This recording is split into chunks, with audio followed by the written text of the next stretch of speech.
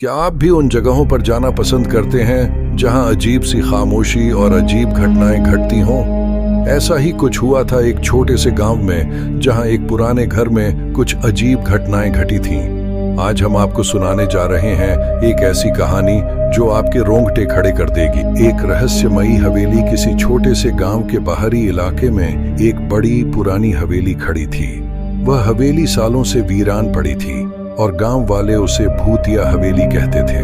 कहते हैं कि वहां रात के समय अजीबोगरीब आवाजें आती थीं और कभी कभी खिड़कियां अपने आप खुल जाती थीं। एक दिन राहुल नामक एक युवक जो शहर से आया था ने दोस्तों के साथ यह हवेली देखने का फैसला किया। राहुल को हमेशा से रहस्यमयी घटनाओं में दिलचस्पी थी और उसने कई बार सुना था कि हवेली में कोई आत्मा रहती है। उसने यह तय किया कि वह इस रहस्य का पर्दाफाश करेगा। राहुल और उसके दोस्त हवेली तक पहुंचे। हवेली की दीवारें घने मोसों से ढकी हुई थीं और दरवाजे पर जंग लगे हुए थे। जैसे ही उन्होंने दरवाजा खोला, एक अजीब सी ठंडी हवा का झोंका आया और हवेली के अंदर का माहौल और भी रहस्यमय हो गया। हवेली के अंदर एक घना अंधेरा था और चारों ओर चूहे और सांपों की आवाजें सुनाई दे रही थीं। राहुल और उसके दोस्त अंदर गए, लेकिन जैसे जैसे वे अंदर बढ़ते गए, उनकी घबराहट बढ़ने लगी। एक मंजिल के बाद दूसरी मंजिल और फिर तीसरी मंजिल पर जाकर उन्होंने देखा कि वहां एक पुराना फटा हुआ आईने का टुकड़ा रखा था। जैसे ही राहुल ने उस आईने को छुआ, उसे एक अजीब सी शरारती हंसी सुनाई दी। राहुल ने उसे नजरअंदाज किया, लेकिन अचानक एक दरवाजा अपने आप बंद हो गया और कमरे में अंधेरा छा गया। सब घबराए और राहुल ने एक मोमबत्ती जलाई। जैसे ही मोमबत्ती की लौ जलने लगी, एक हड्डी जैसी आवाज सुनाई दी। तुम लोग यहाँ क्यों आए हो? ये आवाज किसी इंसान की नहीं थी, बल्कि एक औरत की आवाज थी।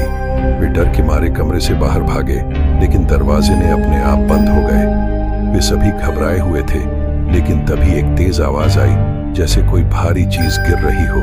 फिर एक गहरे और डरावने स्वर में किसी ने कहा, तुम लोग नहीं समझते, यह हवेली मेरी है। मैं यहीं मरी थी, मेरी आत्मा हमेशा यहाँ है। यह आवाज एक महिला की थी जो अब राहुल के सामने थी। उसकी आंखें पूरी तरह लाल थीं और उसका चेहरा घिनौना था। वह महिला धीरे धीरे उनकी ओर बढ़ रही थी। उस महिला ने बताया कि उसका नाम लक्ष्मी था और वह इसी हवेली के मालिक की पत्नी थी। एक दिन उसके पति ने उसे धोखा दिया और उसे मार डाला ताकि वह हवेली और संपत्ति पर कब्जा कर सके। उसकी हत्या के बाद लक्ष्मी की आत्मा इसी हवेली में फंस गई। राहुल और उसके दोस्त उस महिला की बात सुनकर दंग रह गए।